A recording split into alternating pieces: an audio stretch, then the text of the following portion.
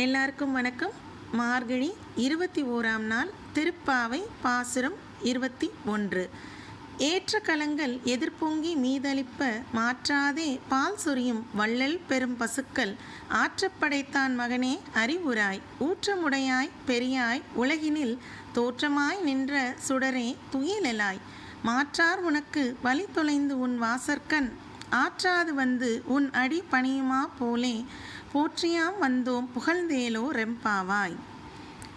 இன்றைக்கி எல்லாரையும் எழுப்பியாச்சு. இப்போது கிருஷ்ணரோட புகழ் பாடுறது, அவருடைய துதி பாடுறது அப்படிங்கிறது மாதிரி ஆயர் குலத்தில் பசுக்களுக்கு பஞ்சமே இல்லை. எங்கே பார்த்தாலும் பால் பசு நிறைஞ்சு வழிஞ்ச ஒரு இடம்தான் இந்த ஆயர்பாடி. ஏற்ற கலம் அப்படிங்கிறது பால் வைக்கிற பாத்திரங்கள், அதாவது பானை, அதுக்குரிய அந்த கலங்கள்ங்கிறது வெசல்ஸ், அதாவது பாத்திரம் அப்படின்னு எடுத்துக்கலாம். வள்ளல் தன்மை உடைய பசுக்கள் நிறைஞ்சு நிறைஞ்சு நிறைஞ்சு அள்ளி கொடுக்கும் பசுக்கள் நிறைஞ்சது தான் இந்த ஆயர்பாடி. இங்கே இருக்கிற பசுக்களே இவ்வளோ வள்ளல் தன்மை இருந்தால் இங்கே இருக்கிற கிருஷ்ண பரமாத்மா நமக்கு நல்லதை எவ்வளவு அள்ளி கொடுப்பாரு இல்லையா? ஆற்றப்படைத்தான் மகனே. இங்கே ஆற்றப்படைத்தான் அப்படின்றது நந்தகோபர். இதில் ஒரு சுவாரஸ்யமான விஷயம் என்னென்னா, 16வது பாசுரத்தில் கோவில் காப்பான் கிட்ட போய் கேட்கும்போது நாயகனாய் நின்ற நந்தகோபாலன் அப்படின்னு சொன்னாங்க. 17வது பாசுரத்தில் அம்பரமே தண்ணீரேன் வரும்போது எம்பெருமான் நந்தகோபாலான்னு சொன்னாங்க. 18வதுல உந்து மத கலிற்றனில் கூட நப்பினை தாயாரை எழுப்பும்போது நந்தகோபன் மருமகனே அப்படின்னு சொன்னாங்க. ஆனால் இப்போது கல்யாணம் நெருங்கிருச்சு. இனி மாமனார் பேரை அப்படி டைரெக்டாக மென்ஷன் பண்ணக்கூடாது இல்லையா? நோம்பும் முடிகிற காலம் வந்துருச்சு. அதனால் ஆற்றப்படைத்தான் மகனே அப்படின்னு நந்தகோபருடைய பெயரை சொல்லாமல் இங்கே ரொம்ப அழகாக குறிப்பிட்டிருக்காங்க. இதில் உள்ள ஒரு ரொம்ப சுவாரஸ்யமான ஒரு வியாக்கியானம்னு நாம் எடுத்துக்கலாம். இங்கே ஆண்டாள் இந்த பாசுரத்தில் கிருஷ்ணருக்கே அவங்க அறிவுராய் அப்படின்னு குறிப்பிட்டிருக்காங்க. அது அவங்களுடைய அதீதமான பக்தியை குறிப்பிடுது. அது ஒரு மிகச்சிறந்த ஒரு அர்த்தம் இங்கே. அதாவது அந்த பரந்தாமன் மேலே உள்ள பெரிய பக்தி, அந்த பெருமான் மேலே உள்ள மிகப்பெரிய பக்தினால தான் அவங்க இங்கே ஆற்றப்படைத்தான் மகனே அறிவுராய் அப்படின்னு ரொம்ப அழகாக அவங்க குறிப்பிட்டிருக்காங்க. ஊற்றமுடையாய் பெரியாய் உலகினில். பெரியாய் அப்படிங்கிறது எல்லாவற்றிலும் பெரியவர், அனைத்திலும் சிறந்தவர், பெரியவர் அப்படின்னு பெருமாளுக்கே உரிய அந்த பெரியாய் அப்படிங்கிற சொல் குறிப்பிடப்பட்டு உள்ளது.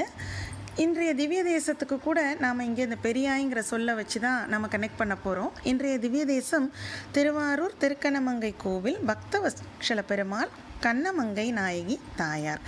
இது எதனால் அப்படின்னு எடுத்துக்கிட்டோம்னா, திருமங்கை ஆழ்வார் அவருடைய பெரிய திருமொழியில் புறக்கடலால் விண்ணில் விண்ணவரை மகிழ்ந்து எழுந்துவார் அப்படின்னு விண்ணளவுக்கு உயரமானவரே அப்படின்னு குறிப்பிட்டிருக்காரு.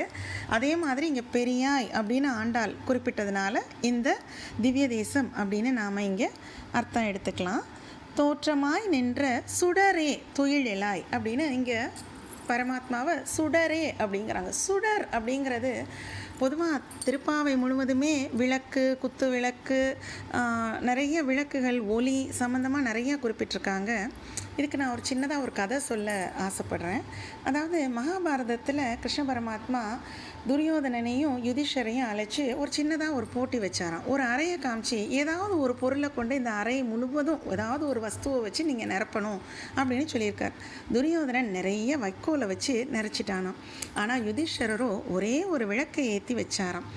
அந்த விளக்கில் இருந்து வந்த தீப ஒளி, அந்த சுடர் மொத்த அறையும் நிறைஞ்சு காமிச்சதான். அதுதான் உண்மையான ஞானம் இல்லையா?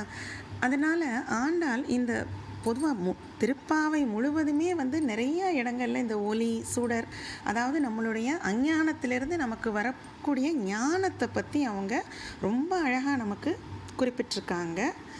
மாற்றார் உனக்கு வழி தொலைந்து உன் வாசற்கண் ஆற்றாது உன் அடிப்பணி. அதாவது மாற்றார் அப்படின்னு இங்கே குறிப்பிடுறது பிரதிகூலர்கள், தவறான குணங்கள் தவறான பாதையில் போனவங்க கூட கிருஷ்ண பரமாத்மாவுடைய பாதைக்கு வந்துட்டா, அவருடைய அடி பணிஞ்சிட்டா, கம்ப்ளீட் சரண்டரன்ஸ் அப்படின்னு சொல்கிறோம் இல்லையா, அந்த மாதிரி வந்துட்டா நம்மளுடைய பாவங்களை எல்லாம் போக்கி அவரை போற்றி நாம் துதி பாடுவோம். புகழ்ந்தேலோர் எம்பாவாயின்னு ரொம்ப அழகாக கிருஷ்ணர் புகழ் பாடியிருக்காங்க.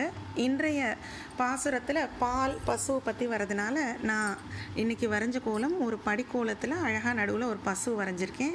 மற்றும் சென்ற ஆண்டுகள் நான் கிட்டத்தட்ட 7-8 வருஷமாகவே இந்த பாசுர கோலங்கள் போட்டுட்ருக்கேன். ஸோ நான் வரைஞ்ச எல்லா கோலங்களையுமே இன்றைக்கி நான் அட்டாச் பண்ணியிருக்கேன். இந்த பாசுரம் ரிலேட்டடாக வந்த எல்லா கோலம்ஸும் அட்டாச் பண்ணியிருக்கேன். எல்லாத்தையும் பாருங்கள். அனைவரும் கிருஷ்ண பரமாத்மா ஆண்டாள் இவங்களுடைய நல்ல ஆசைகளை பெற்று நல்ல உடல் ஆரோக்கியத்தோடு நிறைஞ்ச சந்தோஷத்தோட குடும்ப ஒற்றுமை நல்ல ஒழுக்கத்தோடு எல்லோரும் எப்போதும் நல்லா இருக்கணும்னு நான் எனது அன்னை மீனாட்சியை இரு கை கூப்பி கேட்டுக்கிறேன்.